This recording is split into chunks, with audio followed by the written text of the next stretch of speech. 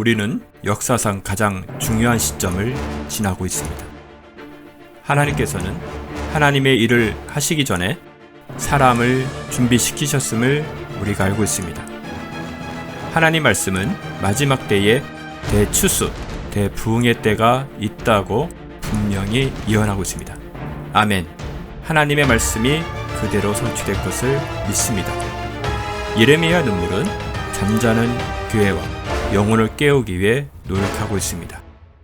이 가슴 뛰는 일에 함께 하길 원하시는 분은 카카오 채널로 연락 주시기 바랍니다. 당신은 위대한 하나님의 사람입니다.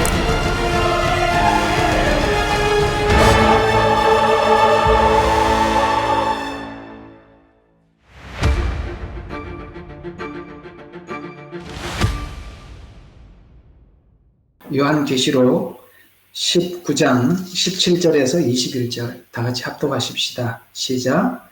또 내가 보니 한 천사가 해에 서 있는데 그가 큰 음성으로 외쳐 하늘 한가운데로 날아가는 모든 새들에게 말하기를 와서 위대하신 하나님의 만찬에 다 함께 모여 왕들의 살과 장군들의 살과 용사들의 살과 말들과 그 위에 탄 자들의 살과 자유인이나 종이나 작은 자나 큰 자나 할 것 없이 모든 자의 살을 먹으라 하니라. 또 내가 보니 그 짐승과 땅의 왕들과 그들의 군대가 그 말탄 분과 그의 군대에 대적하여 전쟁을 하려고 다 함께 모였더라. 그러나 그 짐승이 잡히고 짐승 앞에 기적을 행하던 거짓 선지자도 그와 함께 잡혔으니 그는 짐승과 더불어 그 짐승표를 받은 자들과 그의 형상에 경배한 자들을 속이던 자라. 이 둘이 유황으로 불타오르는 불못의 산채로 던져지니라. 그리고 그 남은 자들은 말 위에 앉으신 칼, 즉 그의 입에서 나오는 칼로 살해되니 모든 새들이 그들의 살로 배를 채우더라. 아멘. 이 요한계시록은 참 우리가 성경을 읽으면서 궁금했던, 알고 싶어 했던 모든 부분들을 완전히 개방을 하고 우리 모두에게 열어주시고 가르쳐 주시는 말씀인데요. 유의해서 봐야 될 한 군데만 좀 보고 오늘 강의를 한번 해보도록 하겠습니다. 어디를 보시냐면 20절을 함께 다 보시겠습니다. 20절을 보면 짐승이 잡혔습니다. 그럼 짐승 앞에서, 자 보세요. 거짓 선지자가 누구 앞에서 했다고요? 짐승 앞에서. 그러니까 지금 구조가 다 보이시죠? 그러니까 짐승은 뒤에 서 있고 거짓 선지자들을 앞세워서 그 일을 하게 했다라고 앞에서 이렇게 표현하고 있습니다. 이 단어들을 잘 살펴야 돼요. 그 다음에 짐승들 앞에서 기적을 행하던 거짓 선지자도 그와 함께 잡혔으니 그는 짐승과 더불어 같이 했대요. 거짓 선지자하고 짐승. 여기 말하는 짐승은 적그리스도입니다. 자, 보세요. 짐승의 표를 받은 자들과라고 분명히 나오고 있습니다.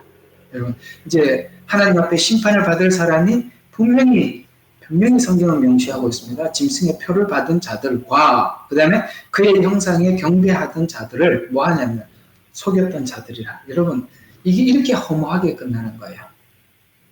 어떻게 허무하게 끝나는 거냐면 속였던 자들이라라고 성경은 딱 밝히고 있습니다. 무슨 이야기입니까?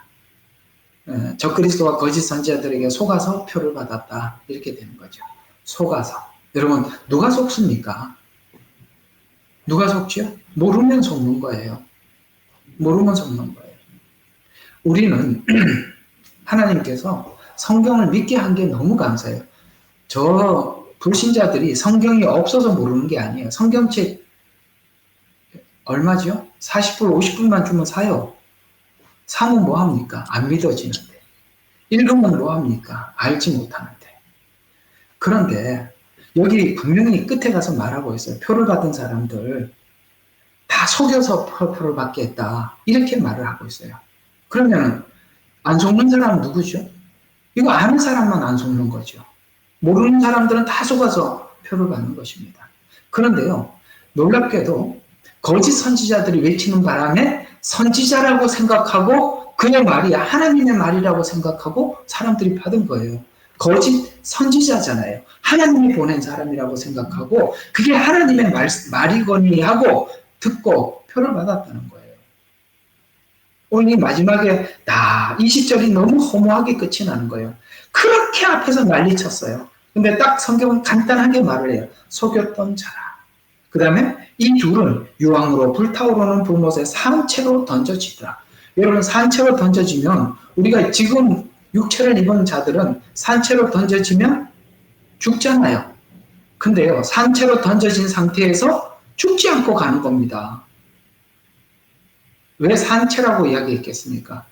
이것이 산채로 계속 가는 거거든요. 그래서 지옥의 기도 제목이 뭐라고요? 죽여주세요. 죽여주세요. 죽으면 이 고통이 끝날 것 같은데 죽지를 않으니 얼마나 고통스럽겠어요. 너무 허무해요.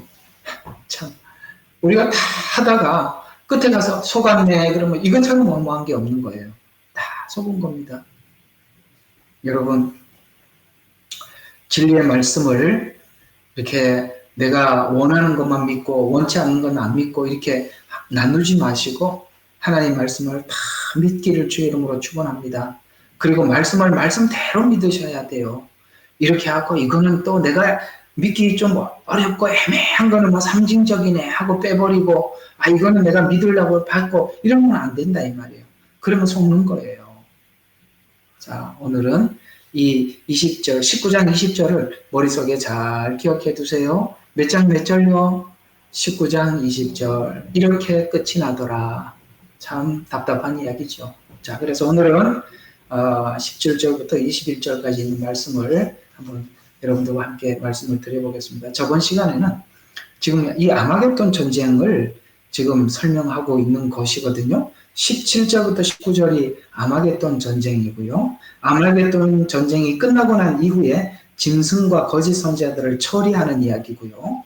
그 다음에 20장에 가서는 이제 그들을 완전히 깊은 구렁에 1000년 동안 봉인을 합니다. 1000년 동안 봉인을 하고 그 다음에 1000년이 끝나고 난 뒤에 잠시 또 살아나긴 합니다만, 자, 그건 20장에 가서 하기로 하고, 자, 이 순서를 한번 여러분 성경을 잘 보세요. 아마겟돈 전쟁, 그 다음에 짐승과 거짓 선지자들의 왕들의 멸망, 그 다음에 20장 1절부터 3절까지는 1000년 동안 사단을 결박함, 그 다음에 첫째 부활과 천년 왕국 시대, 이렇게 쭉 돼 있죠? 예, 그렇게 돼 있단 말이에요. 이 순서가 요한계시록에만 나오는 게 아니라 앞에 똑같은 순서로 설명을 하고 있었어요. 저번 주에는 다니엘서 7장을 통해서 이 순서가 요한계시록에서 설명하고 있는 순서와 동일하다라고 증명을 했었거든요. 증명했어요, 저번 주에. 오늘은 이 순서가 다니엘서만 나오는 것이 아니라 다른 데도 나와요. 에스겔서, 요엘서 도 나오니까 이 두 군데를 우리가 좀 살펴볼 필요가 있어요.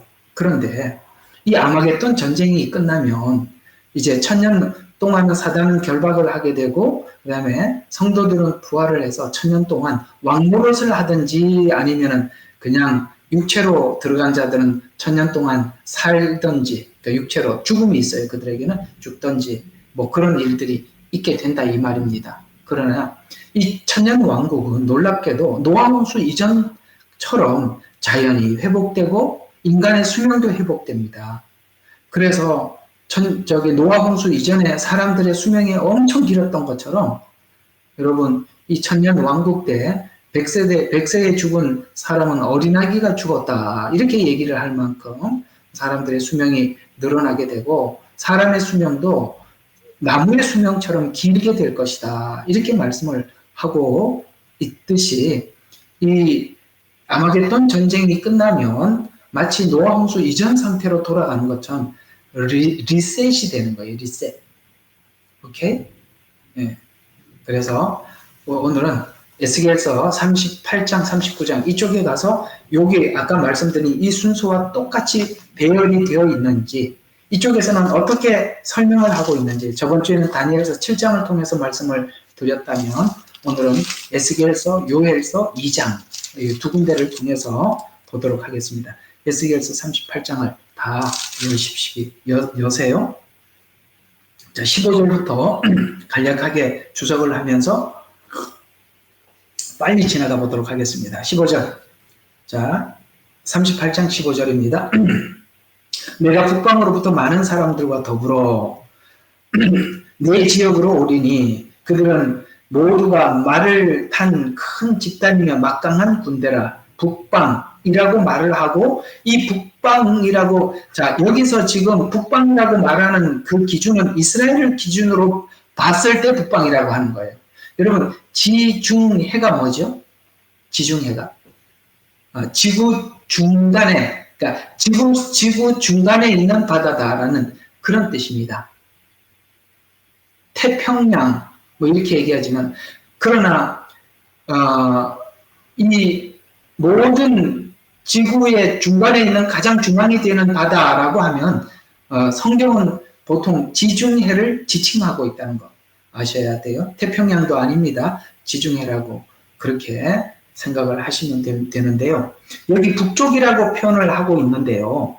자, 14절에 보면은 인자야 곡에게 예언하라라고 곡과 마곡 이 지역을 이야기하면서 북방에서 많은 백성과 더불어 내 지역으로 온다라고 표현하고 있는 이 북방은 두 가지 의미를 가져요. 영적인 의미로는 이사야서 14장 13절에 보면은 북극 높은 곳에 앉아서 다스리는 사단의 세력을 항상 이렇게 북방에 있는 자라고 이렇게 표현을 하고 있어요. 그런데 그 북방이라고 그렇게 표현하고 있는데 영적인 어떤 사단의 세력의 중심지라는 뜻도 있지만, 여기는 실제적인 이스라엘을 중심으로 봤을 때 북쪽, 그러니까 곡과 마곡이라는 이 지역은 이 곡과 마곡은 하나는 그 왕의 이름을 지칭하는 거고 하나는 지명을 지칭하는 거예요. 그런데 여기 이 북방이라고 표현하고 있는 여기 이 지역 이름이 나중에 또 어떤 지명이 등장해요. 지명이 어디에 등장을 하느냐면 쭉 가보시면은 지명이 어디 나오더라? 메색과 뭐 이렇게 나오는데 어쨌든 지금 어쨌든 나옵니다. 여기 안 나오면 요엘서에 나올 겁니다. 그래서 지금 실제 이 곳은 어느 지역을 지칭을 하고 있냐면은 터키 북쪽, 그 다음에 러시아 남쪽, 이렇게 그 지역을 지칭한다고 그렇게 나와 있더라고요. 그러니까 러시아와 터키 어떤 국경 지역에 그 지역을 이제 설명을 하는 걸로 그렇게 나와 있습니다. 그러면서 그들 모두가 말을 탄 큰 집단이며 막강한 군대라, 이런 단어를 집어넣는 것은 이 예루살렘을 치러 온 아마겟돈 전쟁에 굉장히 많은 사람들이 이 전쟁에 참여했다는 것을 설명하기 위해서 막강한, 그 다음에 큰 집단이다 이렇게 표현을 하고 있습니다. 여러분, 이걸 보고 이스라엘 백성들은 기겁을 하는 겁니다. 왜냐하면 너무 많은 사람들이 이 예루살렘을 공격하기 위해서 쳐들어왔거든요. 그래서 너무너무 두려워서 이제 하나님 앞에 나와서 이제 회개하고 이제 뒤에 봐요. 왜 이렇게 하나님께서 이 일을 하시는지. 이게 아마겟돈 전쟁인데요. 16절 계속 보시면, 내가 내 백성 이스라엘을 대적하여 구름이 땅을 덮듯이 올라오리라. 너무 많은 숫자가 올라올 것이다. 이것이 훗날에 있을 것이라. 내가 너를 내 땅으로 인도하리니 오 고가, 이방의 눈앞에서 내가 내 안에서 거룩하게 될 때 이방이 나를 알게 되리라. 이렇게 말씀하고, 이 일은 뭐예요? 훗날에 있을 것이다. 내 땅으로, 자, 내가 너를 내 땅으로 인도하리니, 이것도 잘 들어두세요. 이 일을 누가 허락하고 누가 인도하고 있어요? 지휘하고 있죠? 사실 그들은 이스라엘을 치러 올라왔지만 하나님께서 그걸 지휘하고 전두 지휘하고 있다고 우리에게 그렇게 소개하고 있어요. 그래서 16절 후반부, 끝에 보면은 이방이 나를 알게 하려 함이라라는 목적을 가지고 있다는 거예요. 지금 이스라엘 백성도 그렇게 괴롭히고 그렇게 왔었는데, 이 아마겟돈 전쟁을 통해서 이스라엘도 하나님을 하나님으로 알게 하고, 이방인들도 하나님을 하나님으로 알게 하기 위한 목적으로 하나님께서 이 일을 벌렸다. 내가 너를 이렇게 인도했다. 이렇게 표현하고 있습니다. 17절 주 하나님이 이같이 말하노라. 너는 내가 옛날에 내 종 이스라엘 선지자들로 너에 대해서 말했던 그 사람이 아니냐. 무슨 말이냐면 지금 에스겔 선지서가 기록되기 이전에 또 계속 선지자들을 통해서 하나님은 너에 대해서 말을 하고 있었었다. 그런데요, 그 전에 에스겔 이전의 선지자들에게는 실제 지명이나 어느 지역에서 누가 어떻게 구체적으로 설명하지는 않았었어요. 그런 일이 있을 것이다 라는 정도만 이야기를 했고, 에스겔서에서는 이걸 매우 구체적으로 점진적 계시라고 그러잖아요. 더 분명하게 밝혀주고 있는 거예요. 그래서 하나님께서는 구약에 이렇게 지명이나 이런 것을 우리에게 미리 밝혀둠으로 인해서 마지막 전쟁이 어디에서 일어나서 어떤 식으로 들어와서 이스라엘에게 어떻게 공격할 것인지를 우리에게 알도록 이미 구약에서는 이것을 예언을 해 두셨다는 거죠. 그래서 알고 나중에 보면 그래도 우리가 이걸 지금 관찰하고 있는 것 중에 하나가 뭐냐면 러시아와 그 다음에 터키와 그 다음에 이란과 이런 나라들이 물론 작은 나라들도 있습니다. 그러나 굵직하게는 그 나라들이거든요. 그들이 어떻게 연대를 해서 이 지금 이스라엘과 함께 이스라엘을 공격하려고 하는가, 전쟁을 일으키려고 하는가에 대해서 우리가 굉장히 지대한 관심을 가지고 보고 있는 이유도 그런 것입니다. 지금 팔레스타인 전쟁은 우리 저번에 에스겔서 35장에서 여러분들에게 말씀드렸던 것처럼 그 주변의 국가의 전쟁이 앞에 있었다면 뒤쪽으로 가면 갈수록 어떤 전쟁이 소개되고 있나요? 전쟁을 보면은 거기는 작은 전쟁들이에요. 그러나 이 전쟁이 점점 커져가거든요. 그리고 더 치밀하게 연대가 되고 많은 숫자가 이 전쟁에 참여하게 될 거라고, 전쟁도 앞에 보면은 35장부터 점점 확전되어 가는 거예요. 더 많은 사람들이 참전하게 되고 더 많은 사람들이 이 전쟁에 들어오게 된다. 이런 이야기입니다. 그러니까 우리가 지금 이스라엘과 팔레스타인 전쟁은 시작에 불과하고 이것이 끝나지 않고 계속 확전될 것을 성경은 말씀해주고 있는 거거든요. 그래서 우리가 이 전쟁을 통해서 하나님께서 이스라엘에게 하신 이 시간표를 우리가 눈여겨보고 있는 이유도 바로 이렇게 예언된 내용들을 우리가 관찰하고 있는 것입니다. 그래서 선지자들로 너희에 대해서 말했던 그 사람이 아니냐. 그들이 그때에 여러 해 동안 예언하였으니 계속 예언해왔다는 것이요. 곧 내가 그들을 대적하여 너를 불러올 것이라. 내가 너를 불러올 것이다. 이게 전쟁에 하나님이 하셨다라는 걸 또 강조하고 있어요. 18절 주 하나님이 말하노라. 공이 이스라엘을 치러 오는 때에 내 진노가 내 얼굴에 나타나리니. 아멘. 무슨 말이냐면 여러분, 하나님은 우리도 하나님의 얼굴을 보기 원하지요. 하나님의 얼굴을 구하지요. 근데 우리가 그리스도인들이 하나님의 얼굴을 구하는 것은 아버지를 만나고 싶은 거고, 이 사람들은 하나님의 얼굴을 구하고 만나는데 그게 뭐예요? 진노로 얼굴을 대할 거래요. 그래서 19절은 내가 내 전투와 내 진노의 불 속에서 말하였나니 그날에는 이스라엘 땅에서 큰 진동이 있어서, 자, 이 전쟁을 하러 왔는데 큰 진동이 있대요. 이 진동이 지진입니다. 스가랴서 14장에 나와요. 연결이 되세요? 예루살렘 성 앞에 큰 지진이 있어. 아셀까지 전쟁이 지진이 있어서 그들이 전부 다 그 지진 속에 빠져 죽는단 말이에요. 어때요? 에스겔서도 똑같이 예언을 하고 있지요. 자, 바다의 고기들과 하늘의 새들과 들의 짐승과 땅의 땅 위에 기어다니는 모든 기는 것들과 지면에 있는 모든 사람들이 내 면전에서 떨 것이요 산들이 무너져 버리고 절벽들이 떨어지고 이거 다 지진에서 일어나는 일들입니다. 성벽이 바닥으로 무너져 내리리라. 이게 다 지진 아니면 있을 수 없는 일들이에요. 그리고 주 하나님이 말하노라 내가 모든 산 구석구석에서 너를 대적할 칼을 부를 것이요 각 사람의 칼이 자기 형제를 칠 것이라. 이게 전쟁은 하기는 했는데 원래 이스라엘을 치러 왔지만 뭐예요? 각 사람의 칼이 자기 형제를 칠 것이라라고 해서 마치 기드온 때 일어났던 전쟁처럼 횃불과 항아리를 동면해서 전쟁을 했잖아요. 그때 사람들이 혼비백산해서 누가 누군지 적이 누군지 아군이 누군지 몰라서 서로 형제들끼리 치고받고 했던 것처럼 분명히 이렇게 할 것이라고 말씀하고 있습니다. 여러분 이렇게 전쟁에서 너무 많은 사람이 죽으니까 22절에 자연스럽게 따라오는 게 뭐예요? 내가 전염병과 피로 항변할 것이요. 사람이 죽고 난 뒤에 그 다음에 문제는 뭡니까? 전염병입니다.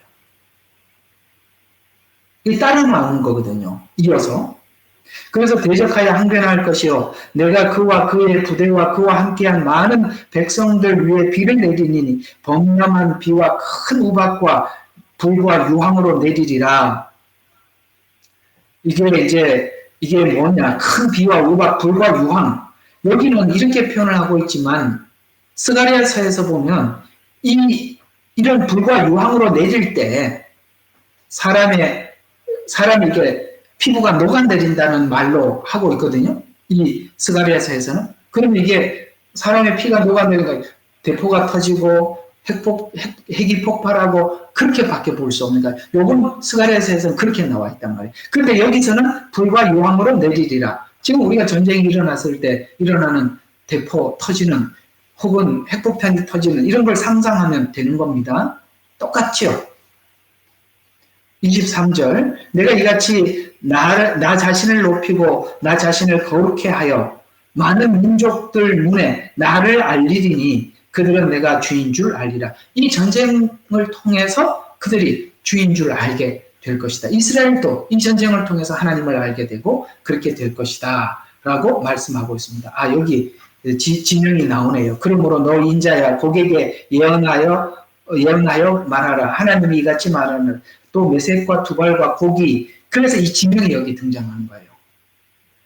어디라고요? 메색과 두발. 이게 아까 말씀드린 것처럼 저기 그 터키 북부, 그다음에 러시아 남부, 그쪽 지역을 지금 지명을 이야기하고 있는 것입니다. 왕고가 내가 너를 대적하노라. 내가 너를 돌이켜서 너의 6째 부분만을 남기고 북방으로부터 너를 올라오게 하여 이스라엘의 산들 위로 너를 인도하리라. 하나님이 그렇게 하고 있어요. 내가 내 왼손에서 활을 쳐서 내 오른손에서 화살들이 떨어지게 하리라. 내가 이스라엘 산들 위에 쓰러지리니 너와 너의 온 부대와 너와 함께한 백성들이라. 잘 봐요. 너와. 아시겠어요? 너와. 그 다음에 너와. 이 전쟁에 참여하는 사람들. 그 다음에 너와 함께한 백성들이라. 백성들까지. 자, 이게 뭘 이야기하는 겁니까? 이스라엘과 이렇게 전쟁을 벌이는 것은 하나님을 대적하는 것으로 하나님은 간주하고 있고 거기에 함께 참여했다는 것은 하나님을 대적하는데 참여한 것으로 보는 것이죠. 그래서 거기에 참여한 모든 부대, 함께한 백성들, 내가 너를 몹시 굶주린 새들과 별의 짐승들에게 주어 삼키게 하리라. 이렇게 죽으러 가고 영원히 하나님 앞에 심판을 받으러 가는 이 과정 속에서 사람들이 약간 속여서 가는 거예요. 속여서. 아까 계시록에서 말했잖아요. 여기 속아서 가는 거예요. 참 그렇게 보면 세상의 진실은 성경밖에 없는 것 같아요. 하나님 말씀 이외에는 이 세상에 어떤 것도 진실이 없어요. 내가 들판에 쓰러지리라. 이는 내가 그것을 말하였음이라. 주 하나님이 말하노라. 내가 마곡의 성들을 태평하게 살고 있는 자들에게 불을 보내리. 이게 무슨 말이냐면 마곡의 성들이라는 말은 여기에 참여한 많은 사람들, 아까 부대가 많이 참석했잖아요. 함께한 백성들이잖아요. 그러나 그 가족들은 어디에 있습니까? 그냥 태평하게 살고 있지요.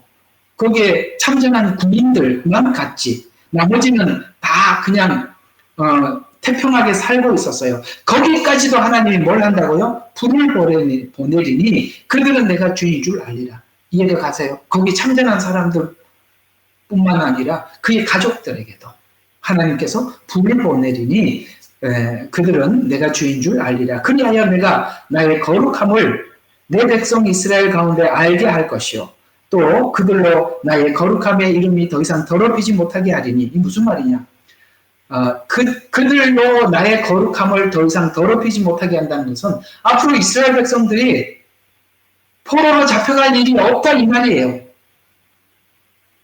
포로로 잡혀갈 일이 없다. 왜? 이방이 다 망하는데 하나님께서는 이방인들을 사용해서 이스라엘이 지금 죄에서 돌이키고 거룩한 삶을 살게 하기 위해서 교훈하는 막대기로 썼을 뿐인데 이제는 그 일은 끝났다.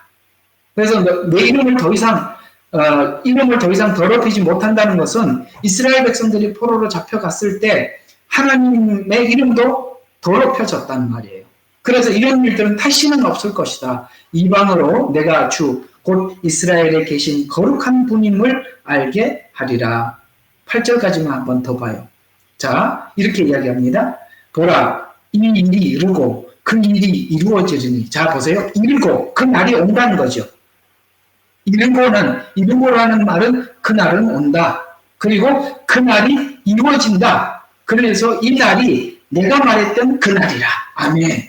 요거. 그래서 성경은 그날, 큰 날, 이런 말들이 여기에 뿐만 아니라 다른 예언서에도 많이 등장을 하고 있는데 큰 날, 그날 이런 말들은 자 보세요. 뭐라고요? 이때를 이야기하는 거예요. 아마겟돈 전쟁. 아마겟돈 전쟁은 후 3년 반이 끝나는 7년이 딱 끝나는 그 시점이에요. 아시겠습니까? 그래서 아마겟돈 전쟁이 일어나기 이전에는 그 이스라엘을 치러 오기 위한 전열을 하나님께서는 대적 재앙을 내리고 또 이쪽에서는 이스라엘을 치기 위해서 준비를 하고 그리고 이스라엘은 공격을 받고 그때 이스라엘이 그렇게 많은 사람들이 이스라엘을 치러 왔을 때 완전히 멸망을 하고 이스라엘이 승리하는 것으로 하나님 여호와인 줄 알게 하리라. 왜 그렇게 하나님께서 거룩하신 여호와인 줄 알게 하느냐면 예언한 대로 성취하여서 하나님임을 모든 사람들에게 밝히겠다. 이런 이야기가 되는 것입니다. 예언의 성취. 말씀대로 되어 가는 것을 통해서 하나님을 밝혀주시겠다라고 말씀하시면서 자, 한 군데 더 보면 자, 이런 말씀이 여기 나옵니다. 17절.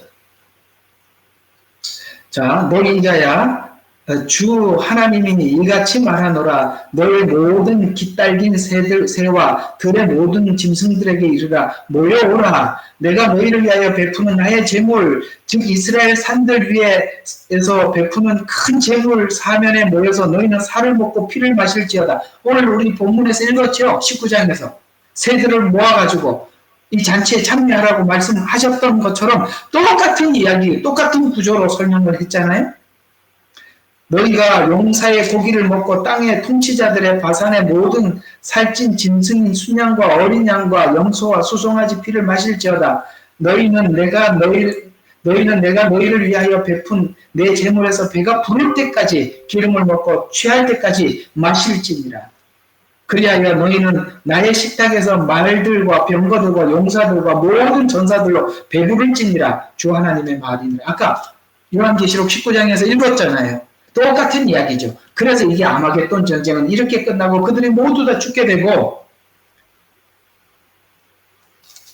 자, 죽게 되는데 자, 요엘서에서는 똑같은 구조로 말씀을 하면서 어떤 한 가지를 더 보충해서 이스라엘 백성들에게 전달해 주고 있어요. 요엘서 2장으로 가보죠. 오늘은 이 에스겔서와 요엘서 두 군데를 정확하게 그걸 통해서 아마겟돈 전쟁을 정확하게 이해하는 게 목적이 있습니다. 자, 그런데 한 가지 이거는 좀 짚고 넘어가야 될 게 있어요. 성경은 아마겟돈 전쟁, 유브라데 전쟁, 그 다음에 아마겟돈 전쟁, 천년 왕국이 끝나면 곡과 마곡의 전쟁이 있는데요. 이 세 전쟁은요, 7년 중간기, 그 다음에 7년 마지막 때, 천년 왕국 끝에 이 세 번 일어나는 전쟁이지만은 전쟁의 성격이 비슷해요. 아시겠어요? 예. 그래서 유브라데 전쟁은 이렇다라고 쭉 설명을 하다가 곡과 마곡의 전쟁, 아마겟돈 전쟁하고 같이 섞어버려요. 왜냐하면 성격이 비슷하기 때문에. 그러나 시간은 달라. 그러나 목적은 거의 같아. 그렇게 나와 있어요. 아시겠죠?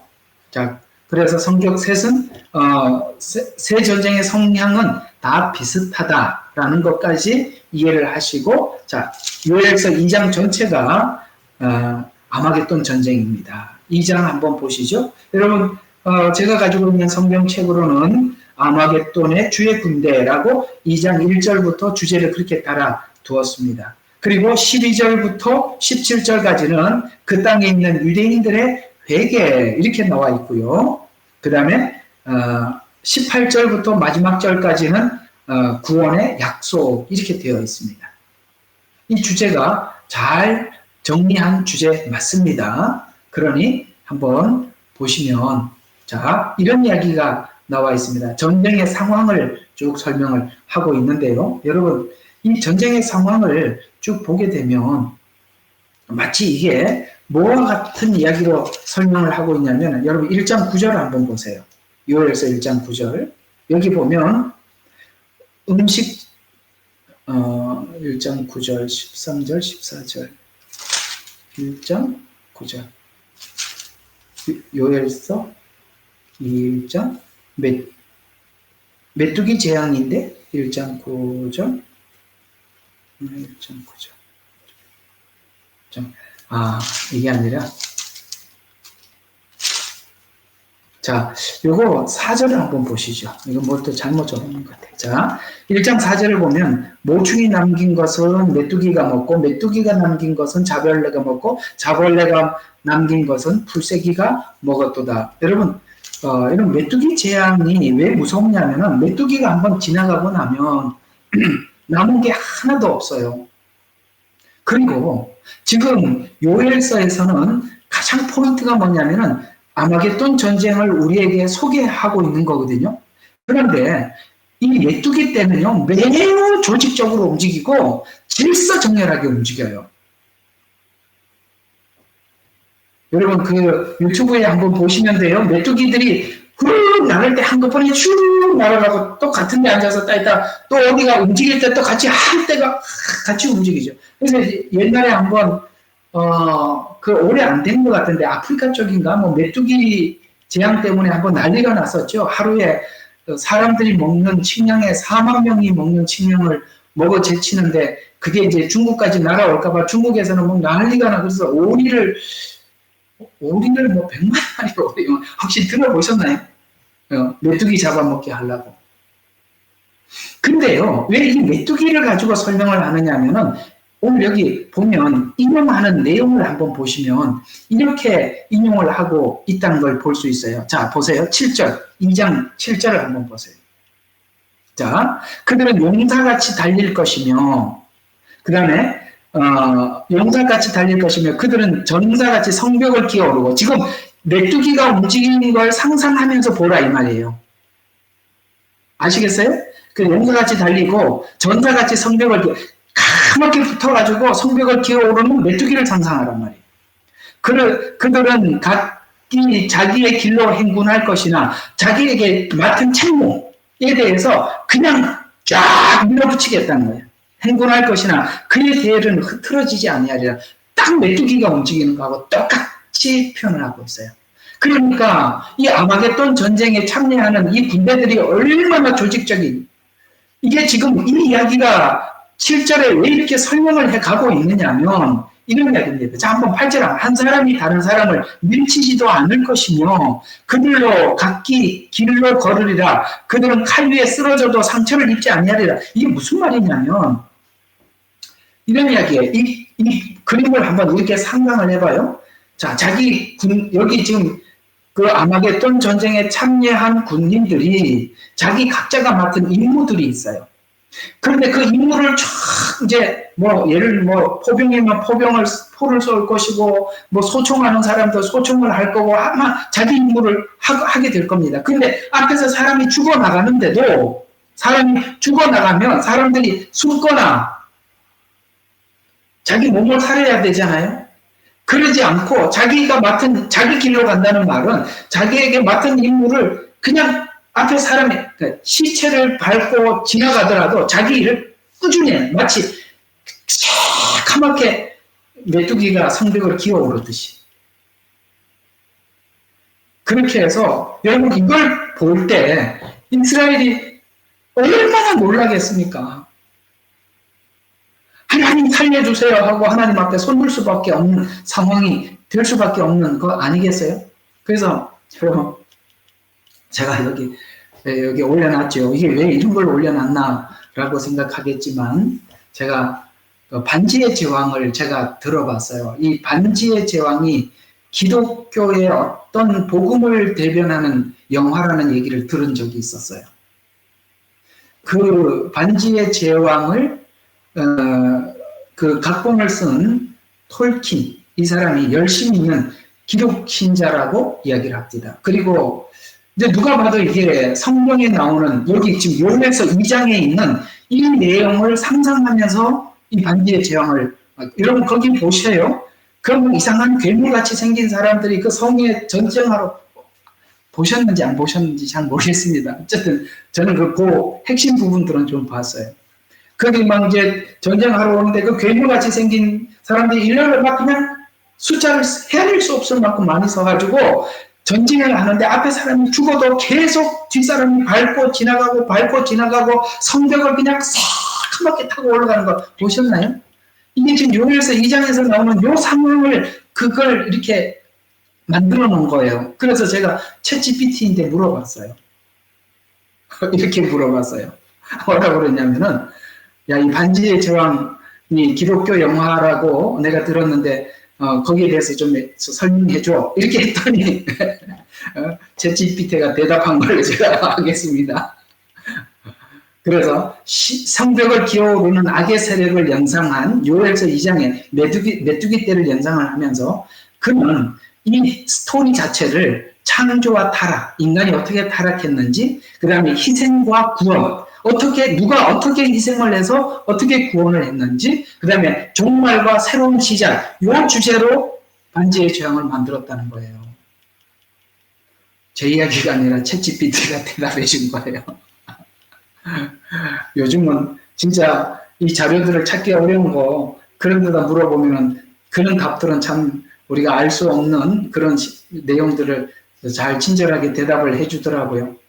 그래서 참 누군가가 이 톨킨에게 물어봤을 때 이건 기독교를 배경으로 한 거 아니냐라고 했을 때 그는 그거 아니라고 얘기를 했지만 실제 그는 이런 주제를 가지고 이 내용을 만들었다. 특히 그 성벽에서 싸우는 이 내용을 요엘서 2장에 있는 이 배경을 그대로 연상을 하면서 재현을 했다. 여기 딱 보세요.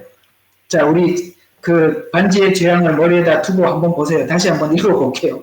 자, 7절부터 용사들은 달릴 것이고 그들은 전사들 같이 성벽을 기어오를 것이고 그들은 각기 자기의 길로 행군할 것이나 그들의 그 대열은 흐트러지지 아니하리라. 한 사람이 다른 사람을 밀치지도 않을 것이고 그들은 각기 자기 길로 그냥 일직선으로 갈 것이다. 그들은 칼 위에 쓰러져도 상처를 입지 않아요. 그냥 밟고 올라간다 이 말이에요. 자기 임무를 한다 이 말이에요. 마치 그 메뚜기처럼. 그들은 성읍 안에서 이리저리 달릴 것이요. 그 성읍을 정복을 했단 말이에요. 아시겠어요? 그 성벽을 정복해서 그 반지의 제왕도 똑같이 나와요.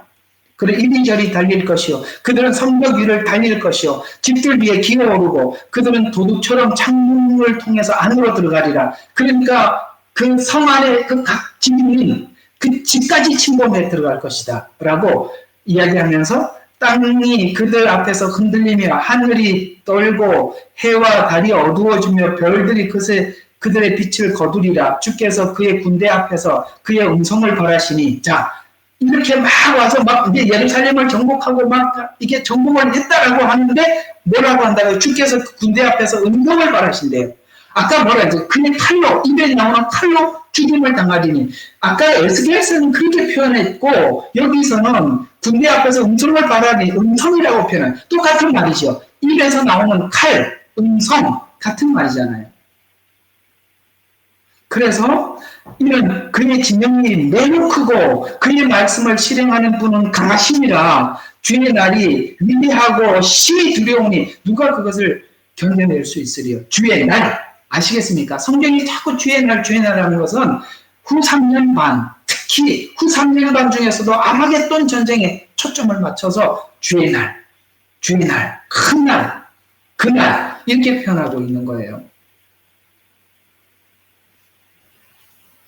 자, 이제 여기까지 이해가 가셨습니까? 야, 전쟁을 하고 성리 함락이 되고 그들은 정말 물러설 줄 모르고 성벽을 기어오르고 그래서 그 반지의 제왕을 보면 성벽을 기가 막히게 타고 올라갑니다. 메뚜기 떼처럼. 참 많이 생각하고 영화를 만들었던 것 같아요. 자, 그래서 12절 보면은 자, 이 전쟁을 쭉 소개하면서 12절부터 이야기를 하고 있습니다. 주가 말하노라 그러므로 또 이제라도 자, 이렇게 전쟁이 있는 이 순간, 이제라도 너희는 너희 마음을 다하여 금식하고 울며 애통하고 내게로 돌이키라. 목적이 뭐예요? 하나님 앞에 돌아오라는 거예요. 급박한 이 상황을 통해서. 그래서 너는 옷을 찢지 말고, 구약에서는 회개한다고 옷을 찢었는데, 옷 찢는 게 아니라 마음을 찢고, 주 너희 하나님께로 돌이키라. 이는 그가 은혜로우시고 자비로우시고 노하기를 더디하시고 매우 인자하시며 재앙에서 스스로 돌이킵니다. 이때도 하나님 앞에 회개하는 자 하나님의 회개를 받아주신다는 거예요. 그의 인자는 정말 은혜롭고 자비롭고 노하기를 더디하시고 매우 인자해. 재앙에서 스스로 돌이킵니다. 그가 돌아오셔서 마음을 돌리시며 그 뒤에 복을 남겨두어서 주 너희 하나님께 음식 제사와 술 붓는 제사를 드리게 하실지 누가 알겠느냐? 이건 구약의 제사입니다. 그래서 예루살렘에서 초막절을 지키고 그 일을 이스라엘에게 허락하는 거지. 15절. 시온에서 나팔을 불며 금식을 거룩하게 하고 엄숙한 집회를 소집하여 백성을 모으고 회중을 거룩하게 해 장로들을 소집하고 아이와 젖먹이들을 모으라. 신랑으로 그 방에서 나오게 하며 신부도 그녀의 골방에서 나오게 하라. 다 나와서 제사장들과 주의 일꾼들로 형광과 제단 사이에서 울며 내게 말하게 하기를 오 주여 주의 백성을 아껴두시고 주의 위협을 욕되게 내어주지 마소서. 이방인들로 우리를 다스리지 못하게 하소서. 어찌하여 그들이 백성 가운데 말하기를 그들의 하나님이 어디 있느냐 해야 하리까? 라고 회개하는 거예요. 지금 이 기도는 한번 잘 생각해봐요. 이 기도가 뭐가 있습니까?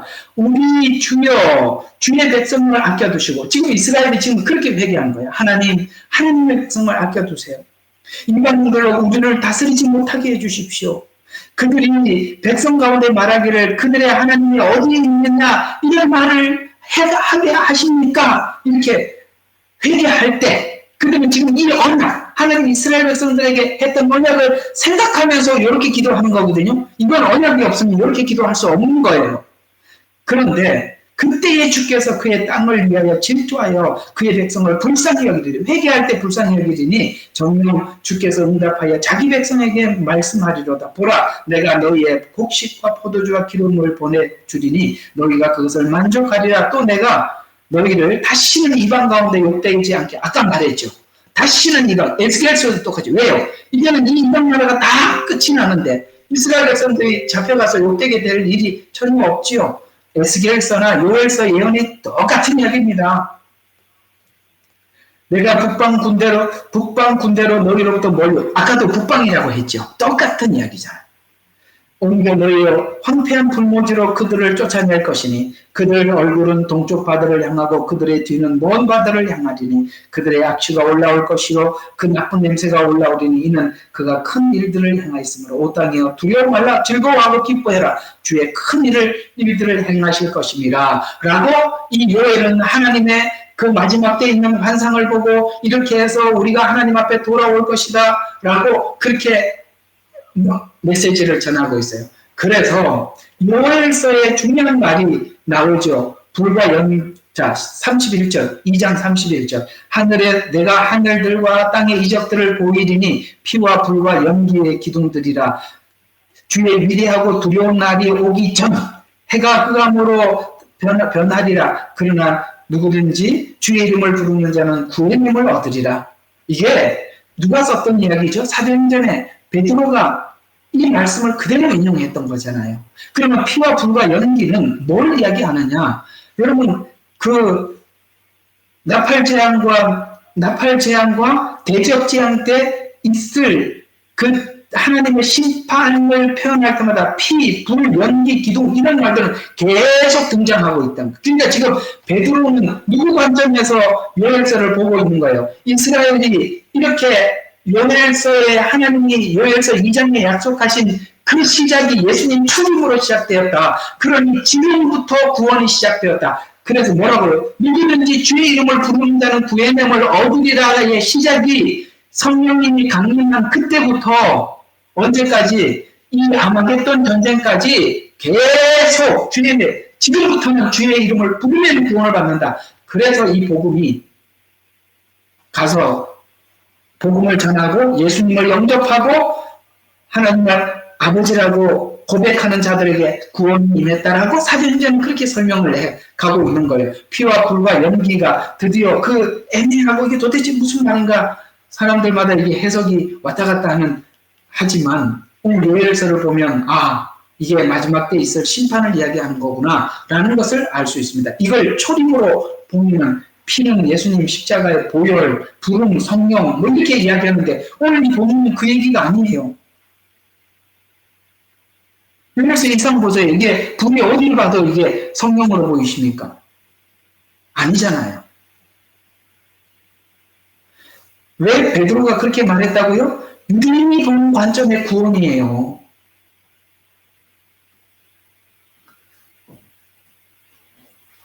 자, 계속 봐요.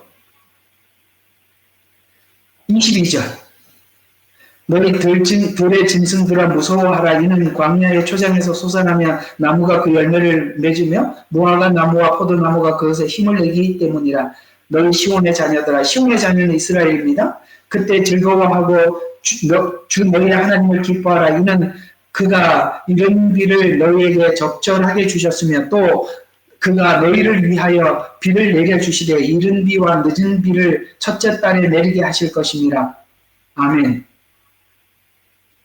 비를 내려주신다는 이 비는 분명히 성령님이 오셔서 처음에 씨앗을 뿌릴 때 내리는 비, 그 다음에 추수할 때 내리는 비, 이 두 번의 비가 있는데 우리는 사도행전에 보면 하나님께서 성령을 부어주셔서 교회를 세우시고 분케 하셨던 것을 우리는 봤습니다. 그러나 한 번의 비가 더 남았다고요. 추수하기 직전에 내리는 비가 있어요. 그게 마지막 대부흥 대추수 때 내리는 비입니다. 그래서 이 마지막 종말은 이렇게 끝나는 게 아니라 하나님 또 한 번의 비를 내리셔서 많은 영혼들을 하나님께서 추수할 것입니다. 그 일을 위해서 하나님은 하나님의 종들을 지금 준비하고 계시고 그렇습니다. 자, 그래서 요엘서 이제 오늘 그 아마겟돈 전쟁만 좀 초점을 맞춰서 여러분들에게 말씀을 드리는 것처럼 자, 26절에 보니까 하나님을 찬양하는 날이 있을 것이고 그 다음에 28절과 29절은 육체에 하나님의 영을 부어주실 것이다. 육체에 부어준다는 것은 뭡니까? 성령, 우리 몸이 하나님의 성전이 되는 것입니다. 영을 부어주시는 것입니다. 그 다음에 아까 피와 불과 연기는 아까 말씀을 드렸었습니다. 이 전쟁을 통해서 하나님은 이스라엘을 구원할 것이다. 그래서 32절 주의 이름을 부르는 자는 구원함을 얻을 것이다.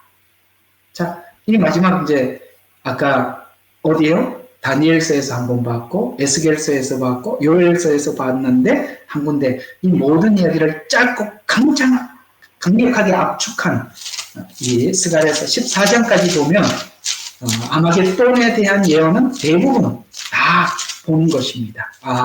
이 전쟁이 이런 성향을 가지고 있구나 라는 것을 알게 돼요. 1절과 5절. 자, 보라 주의 날이 오리. 여기도 똑같은 주의 날이에요.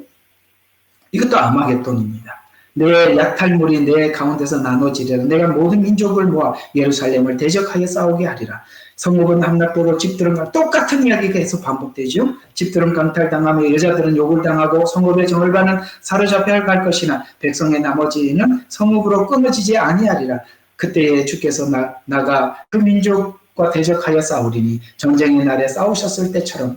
여러분 이 스가랴서는 굉장히 압축해서 설명하고 있는 거예요. 자, 그래서 그의 발이 그날에 예루살렘 동편에 올리브 산 위에 서리니, 여기 지금 스가랴는 조금 더 어떤 부분을 설명을 하느냐면 그 발이 예루살렘 동편에 선다는 이야기를 매우 구체적으로 해요. 그래서 성지순례를 가보면 동문은 제가 가서 봤는데 동문은 닫혀 있어요. 절대 누구도 못 열게. 그 동문은요, 그 동문 바로 앞쪽이 감람산이거든요. 그러니까 예수님께서 그 발이 예루살렘에 선다라고 동문으로 들어가시는 거예요. 그러니까 이제 사람들이 그 감람산 그쪽에다가 석관이 그렇게 많았어요. 묘가 그냥 전체, 산 전체가 묘지예요. 예수님 오면 그 발이 거기 서니까 제일 먼저 예수님 만나겠다고 거기다가 묘를 써놨어요. 이제는 공간도 없답니다. 하도 다 차지해가지고. 어쨌든 그 얘기입니다. 자, 그 발이 섰습니다. 요거는 지금 스가랴서 14장은 어떤 부분들을 우리에게 이렇게 와닿게 하느냐면 그날에 주의 발이 선다는 거예요. 실제적으로 오신다. 문자 그대로 오신다. 이 얘기를 하고 싶은 것입니다. 자, 그래서 5절을 보면 산들이 골짜기로 도망하리니 이 지진이 났던 이야기를 이렇게 표현하고 있는 겁니다. 그 전쟁하러 참여했던 사람들 골짜기로 도망하리니 이는 산들의 골짜기가 아셀까지 미침이라 쫙 지진이 일어나서 사람들이 거기에 다 묻혀버리게 되는 것입니다. 그래서 그날에는 빛이 명령하지 않고 어둡지도 아니하리. 이걸 설명을 여러 번 해서 그냥 쭉 지나가고, 자 8절 그날에는 생수가 예루살렘으로부터 나와서 절반은 앞바다로 절반은 뒷바다로 흐르니 여름도 겨울에도 그러하리라. 이거 이제 에스겔서 47장인가 보면은 성전 문지방에서 물이 흘러나왔던 그 사건을 에스겔서에서는 좀 더 정확하게 설명을 하고 한 장을 전체를 할애하고 여기는 한 절로 지나갑니다. 그리고 9절부터는 하나님의 왕국이 세워짐 이렇게 나와 있잖아요. 맞죠? 아마겟돈 전쟁이 끝나고 천년 왕국이 시작되는구나. 그래서 9절부터는 천년 왕국의 시작 이렇게 되는 것입니다. 자, 오늘 뭘 이야기를 하려고 그러느냐? 이야기예요. 어때요? 다니엘서 이야기, 에스겔 이야기, 요엘서, 스가랴서, 예수님이 마태복음 14장, 요한계시록 똑같이 구조가 그것만 확인하면 되는 거예요. 이렇게 끝이 나고 이 아마겟돈 전쟁은 전쟁을 통해서 하나님 이스라엘 백성과 이방인들이 전부 다 하나님을 확인하는 그런 시간이구나. 자, 우리 이제 오늘은 좀 끝을 내야 됩니다. 19절, 20절 시간이 조금만 더 좀 보냅시다. 짐승과 거짓 선지자가 산채로 유황불 불못에 던져집니다. 그들의 죄목이 딱 이렇게 그걸 하는 심판을 하려면은 죄목이 있어야 될 거 아니에요. 그 제목이 짐승표를 받았고 우상에게 경배하던 자들이 표적으로 미혹했던 자라고 분명히 명시하고 있어요. 오케이? 예. 그리고 그 표를 받은 사람들은 속아서 받아요. 그래서 하나님 앞에 가서 전 몰랐는데요. 속아서 했는데요. 속았는데요. 소용없는 거예요. 다 속아서 받는 거예요. 속아서. 21절 그래서 이들은 땅의 임금들과 그의 군대가 죽임을 당해 새의 먹이가 되므로 짐승을 따르던 자들과 함께 운명 공동체가 돼서 멸망합니다. 심판을 종합적으로 표현한 말로 17절과 18절 여섯 대접 아마겟돈 전쟁으로 인한 죽음을 의미하면서 대접 재앙에서 멸망한 순서를 보면 용과 두 짐승, 음료, 바벨론, 그 다음에 그의 멸망이 동시에 다발적으로 멸망하고 있다라고 그렇게 묘사하고 있어서 이들은 동시에 이렇게 심판을 받는구나 라고 하나님 우리에게 알려주고 있는 것입니다. 그래서 한순간 끝나는 거예요. 그래서 참 너무 허무해요. 속이고 속고 끝이에요. 한 놈은 속이고 하나는 속고 그리고 아무것도 없다니까요. 그걸로 끝이야.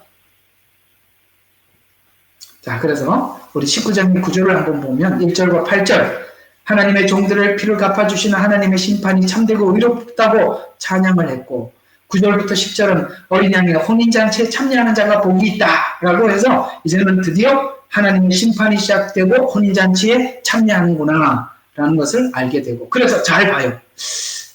우리가 7년 전 휴거소를 주장하시는 분들에게 이렇게들 주장을 해요. 이스라엘은 7일간 잔치를 하고 7년 대환란 중에 우리는 하늘에 올라가서 7년 혼인잔치를 하고 지상에 내려온다 라고 이야기를 하는데 놀랍게도 요한계시록 19장의 아마겟돈 전쟁을 설명을 하면서 혼인잔치에 참여하는 자가 복이 있다는 혼인잔치를 요 시간에다 집어넣어놨거든요. 그러면 7년 전에 휴거해서 혼인잔치를 한다는 말과 안 맞는 겁니다. 맞죠?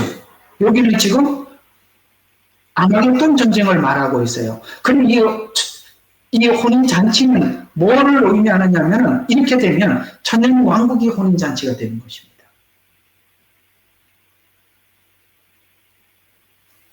살펴볼 필요가 있어요. 왜냐하면 혼인잔치에 참여하는 자가 복이 있다라는 말이 19장에 등장하고 있거든요. 세 번의 할렐루야에서.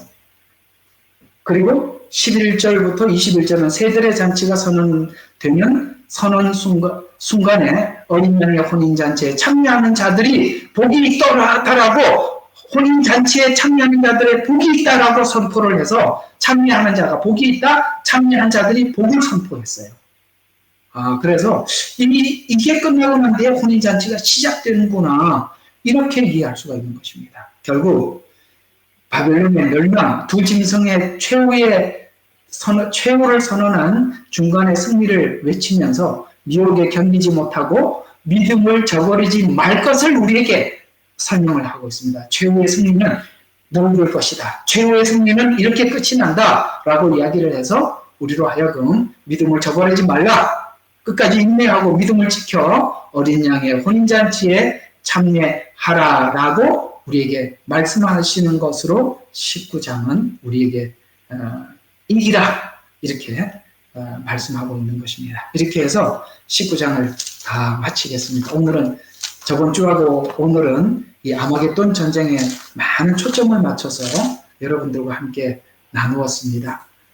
어쨌든 이렇게 하나하나 여러분들이 배울 때마다 정리를 또 하고 또 하셔서 여러분들 이렇게 예언서들이 막 흐트러져서 여기저기 흩어지지 마시고 하나하나 정리를 차근차근 하다 보면 어느 시점이 되면 이게 뭔가 이렇게 딱 방향이 잡히고 구도가 딱 잡히고 개념이 딱 서고 그렇게 해서 여러분들이 다음 스텝은 뭐 이렇게 여러분들이 이해하게 될 날이 올 겁니다. 계시록 예언서 어렵긴 하지만 필연적으로 우리가 미혹당하지 않으려면 이 과정은 꼭 지나가야 할 과정이기에 여러분들에게 말씀을 드렸습니다. 우리 같이 잠시 한번 기도하고 마치도록 하겠습니다.